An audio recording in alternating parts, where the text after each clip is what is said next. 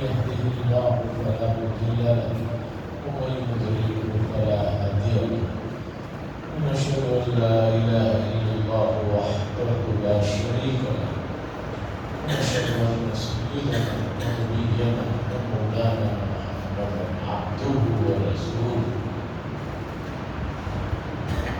أما بعد فإن أصدق الحديث كتاب الله وخير الهدي هدي محمد صلى الله عليه وسلم وشر الأمور محدثاتها وكل محدثة بدعة وكل بدعة ضلالة وكل ضلالة في النار. قال الله تبارك وتعالى في القرآن المجيد والفرقان الحميد: إني وجهت وجهي للذي فطر السماوات والأرض حنيفا وما أنا من المشركين. وقال تعالى: إن صلاتي ونسكي ومحياي ومماتي لله رب العالمين. وقال صلى الله عليه وسلم: لا يؤمن أحدكم حتى يكون هواه تبعا لما جئت به، أو كما قال صلى الله عليه وسلم. اللہ کے نام سے بات شروع کرتا ہوں اور رسالت معاف سرکار دو عالم حضرت محمد عربی صلی اللہ علیہ وسلم کی جناب درود و سلام کی نذرانے کو پیش کرتے ہوئے آج ذوالحجہ کی 11 تاریخ ہے۔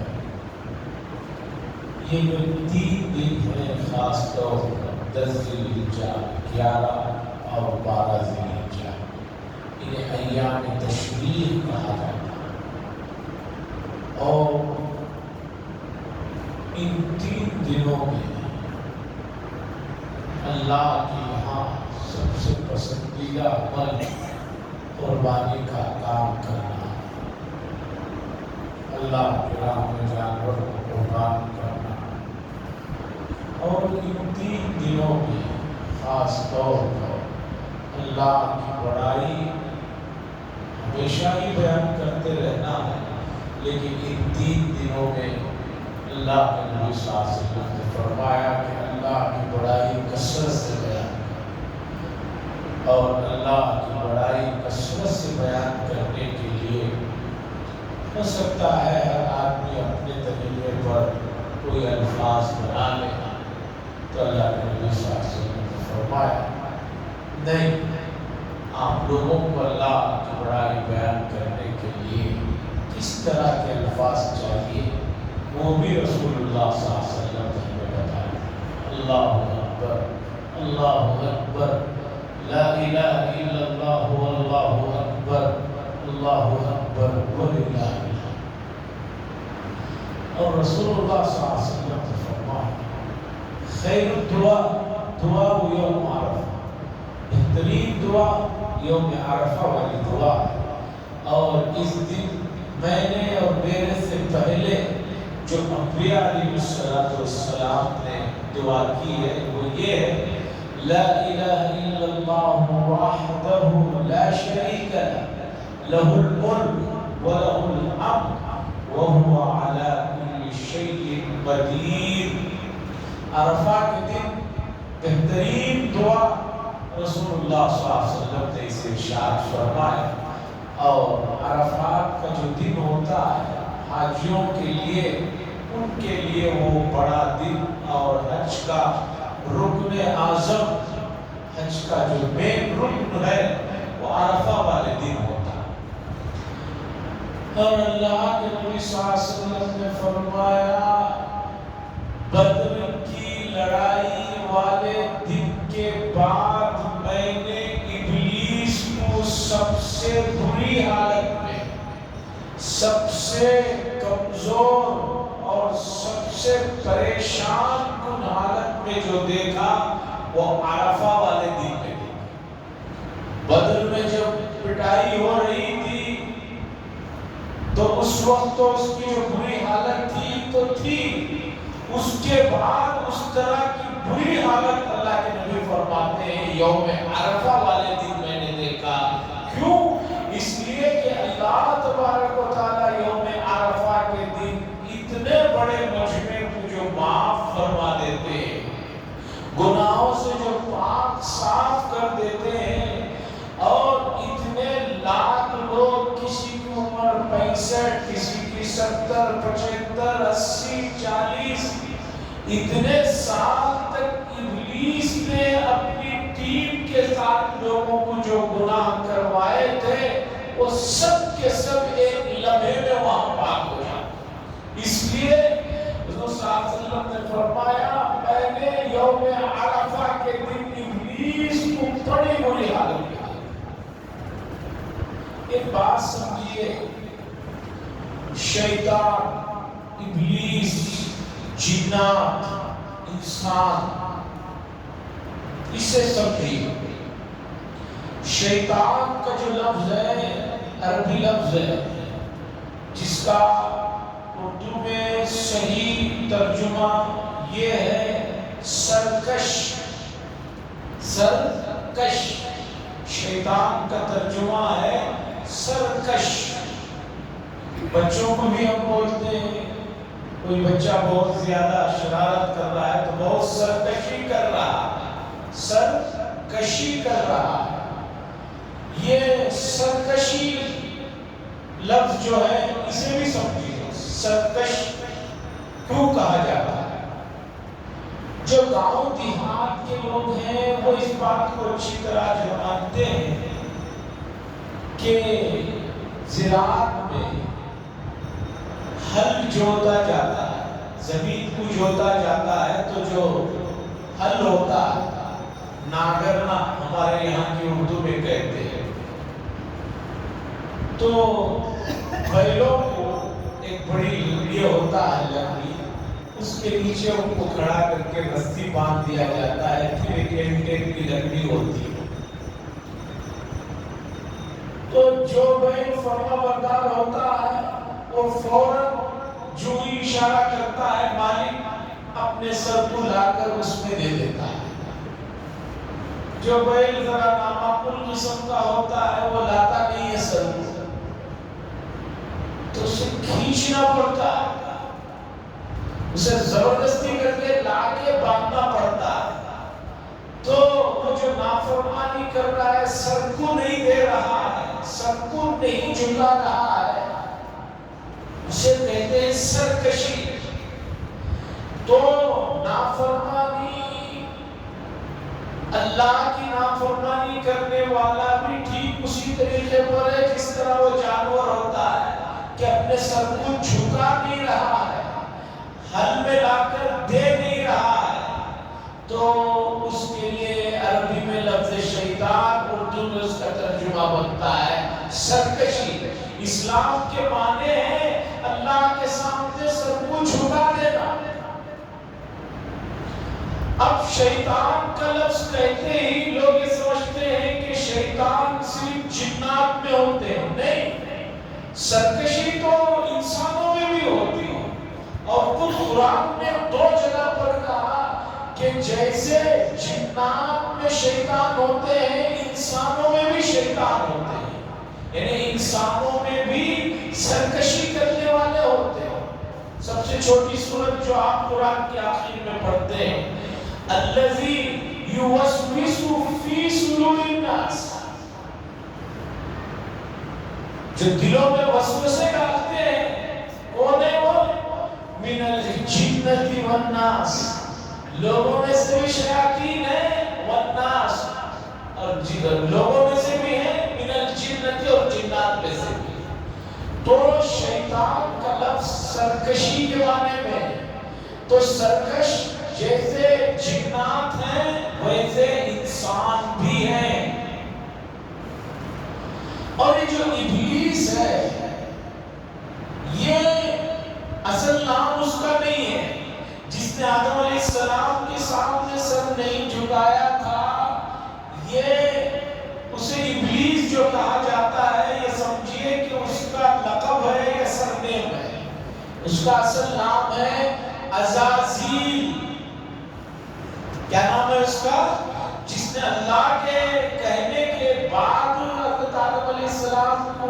نہیں بڑا مانا، ان کے سامنے اپنے آپ کو سرنڈر جو نہیں کیا ہے، اس کا تو اصل نام ہے عزازیل، وہ جنات کا ایک فرد ہے۔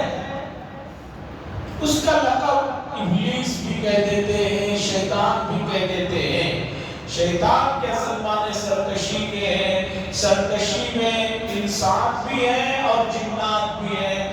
کتنے آپ کو ایسے لوگ ملیں گے جو کل عید کے پاک موقع پر بھی جنہوں نے نماز نہیں پڑھی ہے عید کی۔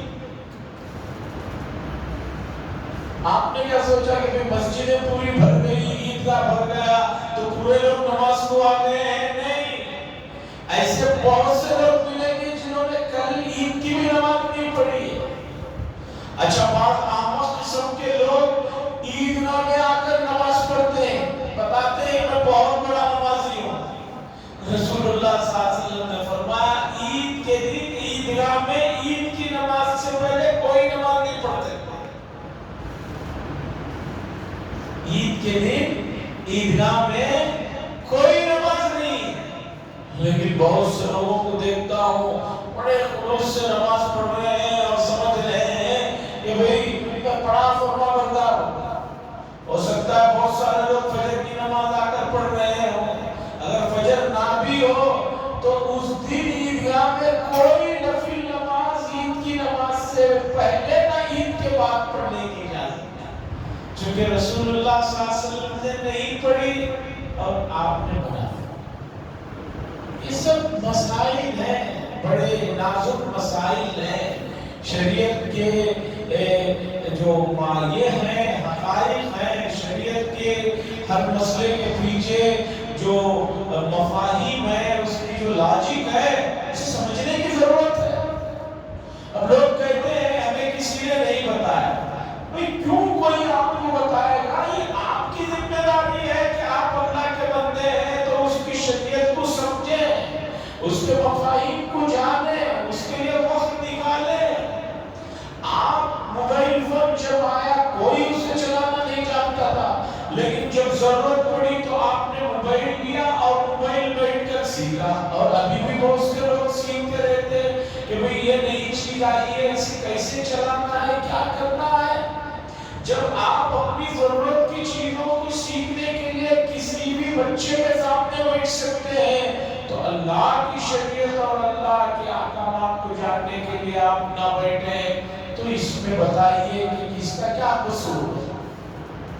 تو بہرحال اللہ کے نبی نے فرمایا بہترین دعا یوم عرفہ کی دعا ہے، اور میں نے اور میرے سے پہلے انبیاء نے جو دعا کی وہ یہ ہے، لا الہ الا اللہ وحدہ، نہیں ہے کوئی معبود، صرف وہی ذات ہے، لا شریک لہ، اس کا کوئی ساجی نہیں ہے، اس کا کوئی پارٹنر نہیں ہے، اس کا کوئی ساتھی نہیں ہے، لا شریک لہ، لہ الملک و لہ الحمد، اسی کے لیے بادشاہت ہے، وہی حقیقی بادشاہ ہے، وَلَهُ الْحَمْدُ، اور جتنی تعریفیں ہو سکتی ہیں وہ صرف اسی کے لیے ہے، ورنہ اللہ کے علاوہ کسی کی تعریف کرنے کا کوئی سوال ہی نہیں ہے۔ بھئی تعریف اس کی جاتی ہے جس کے اندر کوئی ذاتی کمال ہو۔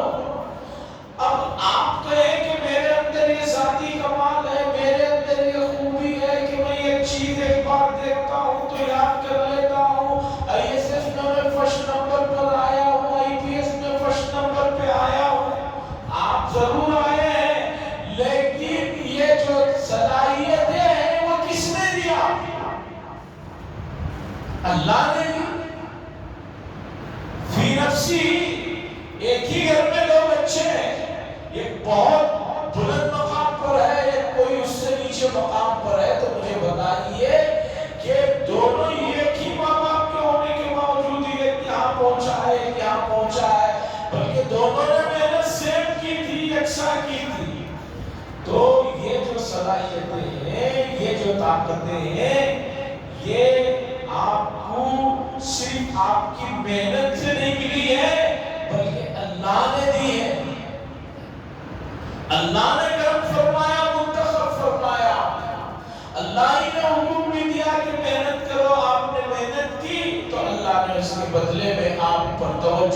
فرمائی تو آپ کے اندر یہ صلاحیتیں آئی. لا الہ الا اللہ وحدہ لا شریک لہ لہ الملک ولہ الحمد. اسی کے لیے بادشاہت ہے, اسی کے لیے تعریفیں ہیں. وَهُوَ عَلَى كُلِّ شَيْءٍ قَدِيرٌ, اور وہ ذات وہ ہے جو ہر چیز پر قدرت رکھتی ہے, ہر چیز اس کے ماتحت ہے. اور ہماری عاجزی اور بے بسی کا عالم یہ ہے کہ خود ہم اپنے جسم کو اپنے پیچھے حصے کو نہیں دیکھ سکتے. پیٹ میں اگر کھجلی ہو جائے تو ایک سہارا لینا پڑتا ہے, لکڑی کا یا دیوار کا, یعنی تو کسی کو کہنا پڑتا ہے کہ ذرا پیٹ کھجا دو, ذرا دیکھو پیچھے کپڑا کہیں گندا تو نہیں ہو گیا ہے. ہم اپنے آپ پر مکمل طور پر قادر نہیں, اور اللہ کی ذات کون سی ہے؟ وَهُوَ عَلَى كُلِّ شَيْءٍ قَدِيرٌ, وہ ہر چیز پر قادر ہے, ہر چیز پر قدرت رکھتے ہیں اس کے ہاتھ. یہ بڑی پیاری دعا, اور حضور نے فرمایا میں نے اور میرے سے پہلے تمام انبیاء نے اس دعا کو کیا ہے. تو اس لیے آج سے آپ حضرات بھی جب بھی صبح اٹھیں, رات میں سوئیں, جب موقع ملے اس دعا کو پڑھیں, اور دعا پڑھتے ہوئے اس کے جو معانی, اس کی جو مفاہیم ہے, اس کے اندر جو سبق دیا گیا ہے کہ بھئی ہر چیز اللہ کی ہے, اللہ کی طرف رجوع کرو, اسے پڑھنے کی ضرورت ہے. لا الہ الا اللہ وحدہ لا شریک لہ لہ الملک ولہ الحمد وہو علی کل شیء قدیر. عزیزان گرامی, یہ ایام بڑے ہی بابرکت ایام ہیں, ایام تشریق. ان ایام میں رسول اللہ صلی اللہ علیہ وسلم نے فرمایا کہ قربانی کے عمل سے زیادہ پسندیدہ کوئی عمل نہیں. کوئی آدمی قربانی کے بغیر پورا سب کچھ بھی مال لٹا دے تو بھی قربانی والے عمل تک وہ نہیں پہنچ سکتا.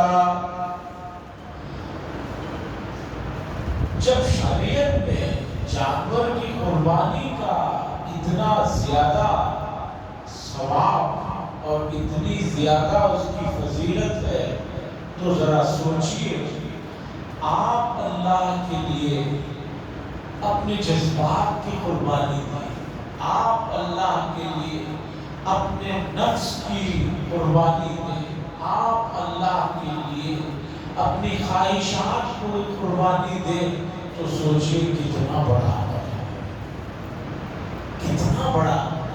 رسول اللہ صلی اللہ علیہ وسلم نے پوچھا کہ پہلوان کون ہے, تو بتایا گیا کہ پہلوان وہ ہے, بڑا پہلوان وہ ہے جو کسی کو بھی اٹھا کر کشتی میں پٹک دے, گرا دے, چپ کر دے.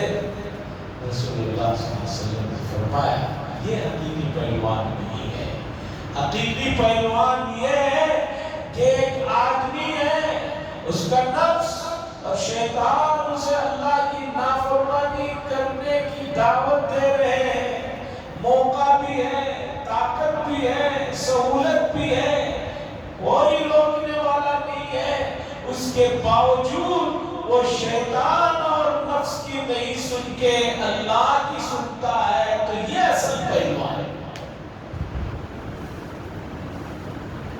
حضور نے کیا فرمایا کہ بھئی ایک آدمی ہے, پیسہ بھی ہے, طاقت بھی ہے, کوئی روک تھام کرنے والا نہیں ہے, گناہ کر سکتا ہے, اس کے باوجود گناہ نہیں کرتا ہے, نفس کی نہیں سنتا ہے, شیطان کو پٹکتا ہے, نفس کو پٹکتا ہے. تو حضور صلی اللہ علیہ وسلم نے فرمایا یہ ہے اصل پہلوان.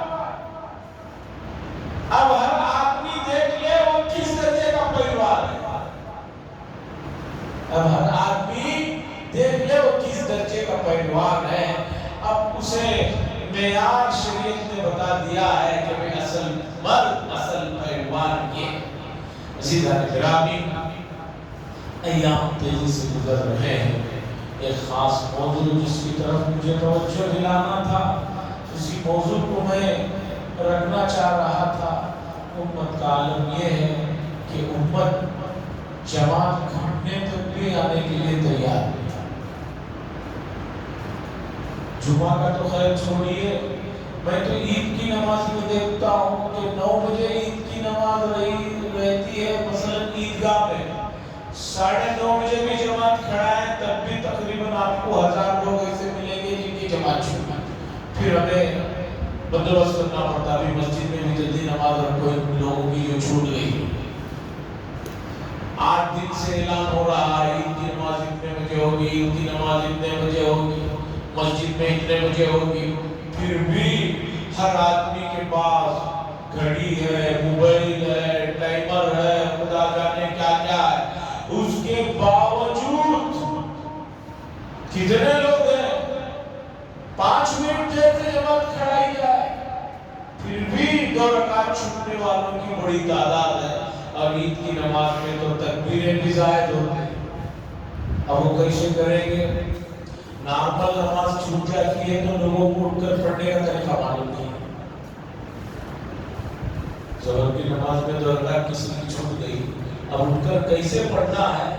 کسی مسجد میں جا کر آپ بیٹھ کر دیکھتے رہیے تماشا، بہت سے لوگ اٹھیں گے سلام امام کے ساتھ پڑھ دیں گے، پھر اٹھ کر جو ہے رکعت نئے طور سے باندھ کر بعض 2 پڑھتے ہیں بعض 4 پڑھتے ہیں، جو 2 پڑھ رہے ہیں وہ بھی غلط ہے، جب دونوں طرف سلام پھیر کر آپ نئے طور سے رکعت باندھ کر نماز پڑھ رہے ہیں تو 2 رکعت تو ظہر آئے گی، اور بعض 4 پڑھ رہے ہیں وہ بھی غلط ہے، جب امام کے ساتھ 2 ملی تو پھر 4 نئے طور سے پڑھنے کی کیا ضرورت ہے؟ جب نارمل چھوٹی ہوئی نماز پڑھنا نہیں آ رہا ہے تو عیدین میں جو زائد 6 تکبیریں ہیں وہ کہاں گئیں گے آپ؟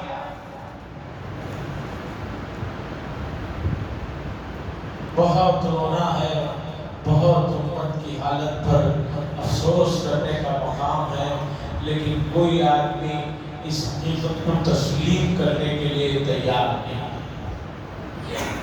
ذاتی طور پر بعض مسائل میرا تجربہ ہے، عمومی مسائل تو بیان کرتے ہی ہیں، بعض مسائل میں پکڑ کر بعض احباب کو علیحدگی میں کمرے میں بٹھا کر بتاتا ہوں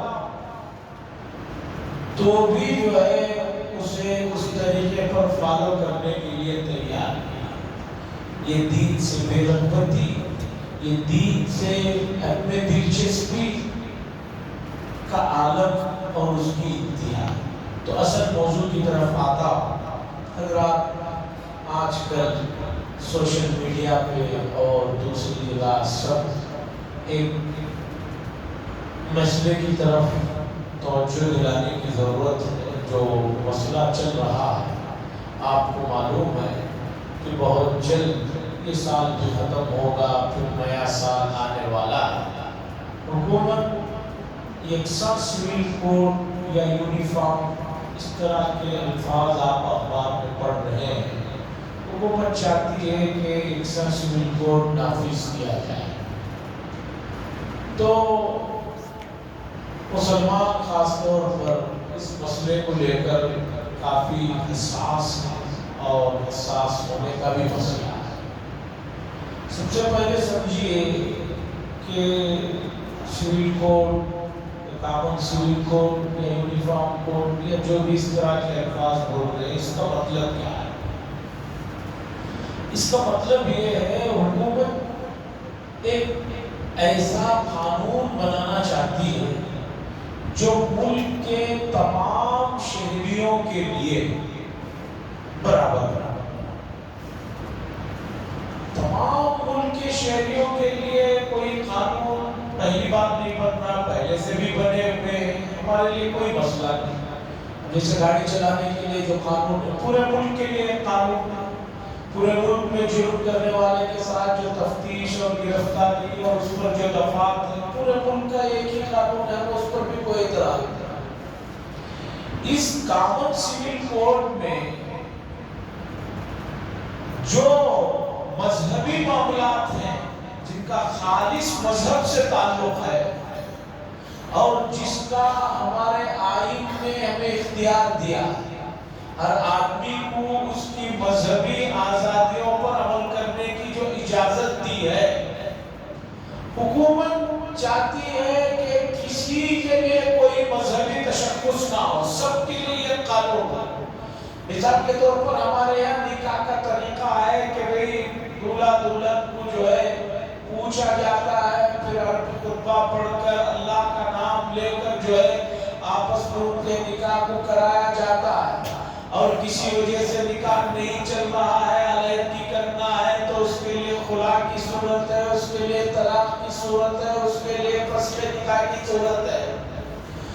اسی طرح ہمارے یہاں ایک آدمی انتقال ہوتا ہے تو اس نے جو کچھ جائیداد چھوڑی ہوئی ہے اس جائیداد کو شریعت کے مطابق لڑکے کو اتنا، لڑکی کو اتنا، بیوی کو اتنا، ماں باپ کو اتنا، اور بعض صورتوں میں بھائیوں کو اتنا، بعض صورتوں میں دادا کو اتنا، بعض صورتوں میں دادی کو اتنا، جو شریعت نے ہمیں قوانین قرآن و حدیث میں بتائے اس کے مطابق ہوتا ہے۔ ہمارے یہاں ایک انتقال ہونے کے بعد نہلانے کا طریقہ ہے، پھر اسے تدفین کا ایک طریقہ ہے۔ حکومت یہ چاہتی ہے کہ پورے ملک میں ایک طرح کا قانون لا لیا جائے، کسی آدمی کو کوئی مذہبی تشخیص نہ رہ جائے۔ اب اس مسئلے کو لے کر حکومت چاہتی ہے کہ اس مسئلے کو بھڑکایا جائے، چونکہ آنے والے الیکشن میں اگر جیت حاصل کرنی ہے تو جو ہے ایک طبقے کو زیادہ سے زیادہ نیچا دکھانے کے لیے جو پریشانی ہو سکتی ہے اس مسئلے کو چھیڑا جائے۔ یہ مسئلہ بڑا سنگین ہے، بڑا نازک ہے، اور اسے بہت اچھی طریقے پر ہینڈل کرنا ہے۔ بہت سی طاقتیں چاہتی ہے کہ امت مسلمہ روڈوں پر آئے، امت مسلمہ جیلوں میں جائے، اس کے لیے زیادہ سے زیادہ ان کو بھڑکایا جائے، ان کو باہر لایا جائے۔ اب ذمہ داری ہے کہ جو جنگ جس طرح کی ہو اسے اسی طریقے پر لڑا جائے۔ اب حکومت، سپریم کورٹ، ہائی کورٹ جو بھی ہے وہ مشورہ طلب کر رہے ہیں۔ ہمارے ملک میں امت مسلمہ کے علاوہ اور بھی بہت سے مذہب رہتے ہیں، ہم تو بہت سے مسائل میں ہمارے یہاں کوئی زیادہ شدت نہیں ہے، دوسرے جو مذاہب کے لوگ ہیں وہ بھی اکثر سول کورٹ کو نہیں مانیں گے، اس لیے کہ ان کے اپنے مذہبی بہت ساری چیزیں ہیں۔ چلیے وہ مان بھی لیتے ہیں، اس لیے کہ ان کا مذہب کوئی آسمانی مذہب تو ہے نہیں، جو چاہے جب چاہے اس میں رد و بدل ہو سکتا ہے۔ تو ہمیں ان قوانین کے سلسلے میں ایک لا کمیشن کو جو ہے فوروں پر بیٹھنے والے، ان کی ذمہ داری ہے کہ وہ لا کمیشن کو اپنا مشورہ بھیجیں، اور اس مشورے میں مسلم پر صلی اللہ نے بتایا ہے کہ وہ ایک لنک ہے، اس لنک میں جا کر ہر آدمی یہ بھیجے کہ بھئی یہ جو کامن سیول کوڈ، یونیفارم وغیرہ کا جو مسئلہ چل رہا ہے یہ انصاف کے مطابق نہیں ہے، اور خود ملک کا جو آئین ہے، ملک کا جو کانسٹیٹیوشن ہے، اس میں 1947 کی آزادی کے بعد جو کانسٹیٹیوشن بنا، آئین بنا، 2 سال سے زیادہ کے عرصے میں اس وقت کے سب سے بڑے ذہین اور فطین آدمیوں نے جو بنایا ہے ملک کا کانسٹیٹیوشن، اور اس ملک کی گنگا جمنا جو تہذیب ہے، اس تہذیب کو اور اس ملک کو اگر سلامت رکھنا ہے تو اس میں جو اختیار دیا گیا ہے ہر آدمی کو ان کے مذہبی معاملات میں چھوڑا جائے، اسی کے مطابق رکھا جائے، اور ایکسا سیول کوڈ یہ کسی بھی طرح اس ملک کے سلامتی کے لیے، اس ملک کے مختلف مذہب والوں کے لیے قابل قبول نہیں ہوگا۔ جب اس ملک کی اتنی بڑی آبادی ہے کہ ایک اسٹیٹ سے دوسرے اسٹیٹ کے طور طریقے، تہذیب اور ان کا کلچر بدلا ہوا ہے، تو ذرا سوچئے اتنا بڑا ملک کشمیر سے لے کر کنیا کماری تک، یہاں مختلف ذاتیں ہیں، پھر ہر ذات میں پھر ان کے اپنے طور طریقے ہیں، کیسے یہ قانون کو لا کر آپ نافذ کر دیں گے کہ جس کے مطابق وہاں سے لے کر یہاں تک جو ہے چلا جائے؟ ناممکن ہے، ملک کی سلامتی کے لیے یہ خطرہ ہے۔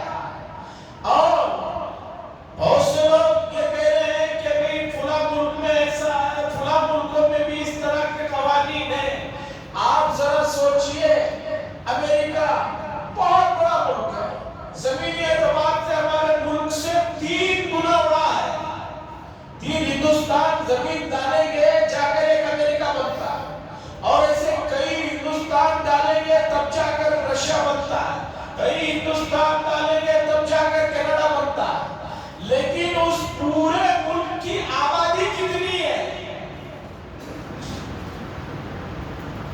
اور دوسرا، اس پورے ملک میں کتنے مذہب والے رہتے ہیں؟ یہ کہ 2 مذہب والے، زیادہ سے زیادہ عیسائی ہیں، اس کے بعد کچھ مسلم ہیں، اس کے بعد جو لوگ ہیں وہ کسی بھی مذہب کو نہیں مانتے، ان کے لیے وہ قانون ہو یا یہ قانون ہو کوئی مسئلہ نہیں ہے۔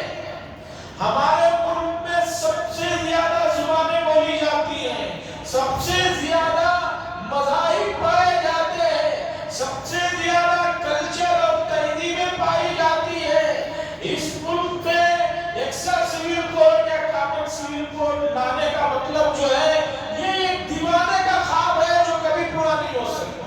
یہ بات سب کو معلوم ہے، لیکن اس مسئلے کو اس لیے اچھالا جاتا ہے تاکہ جو ہے مخصوص طبقہ غصے میں آئے، بھڑکے، روڈوں پر آئے، اور اس کے بعد جو ہے دوسرے لوگوں کو بتایا جائے دیکھو ہم ان کو تکلیف دے رہے ہیں، ان کو دبا کر رکھ رہے ہیں، اس لیے تم جو ہے ہمیں اپنا سکتے ہو۔ عزیزان اکرامی، خلاصہ یہ ہے کہ واٹس ایپ میں مسلم پرسنل لا بورڈ کی طرف سے اور اسی طرح سوشل میڈیا پر ایک لنک بھیجی جا رہی ہے جو لا کمیشن تک جائے گی، جس میں ہر آدمی کو یہ بتانا ہے کہ یکساں سول کوڈ جو ہے یہ انتہائی ایسا فیصلہ ہے کہ جس سے ملک کی ترقی تو نہیں ہوگی، ملک میں جو ہے آپس میں نفرتیں اور دوریاں بڑھیں گی، اور اس کے پیچھے جو لاجک ہے وہ نہیں سمجھ میں آنے والی لاجک ہے۔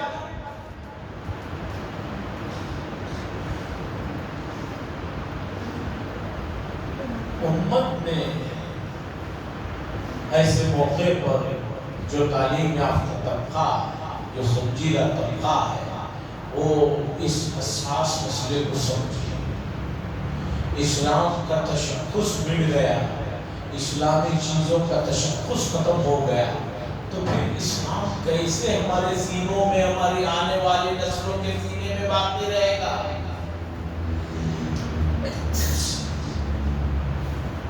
آپ جانتے ہیں شریعت کا یہ بڑا ہم پر احسان ہے کہ شریعت میں بہت سی چیزیں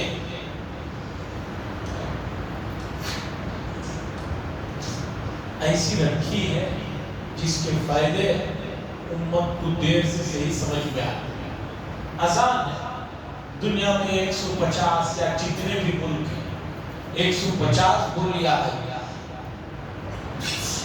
لیکن اذان تو ایک ہی زبان میں رکھا گیا، عربی میں۔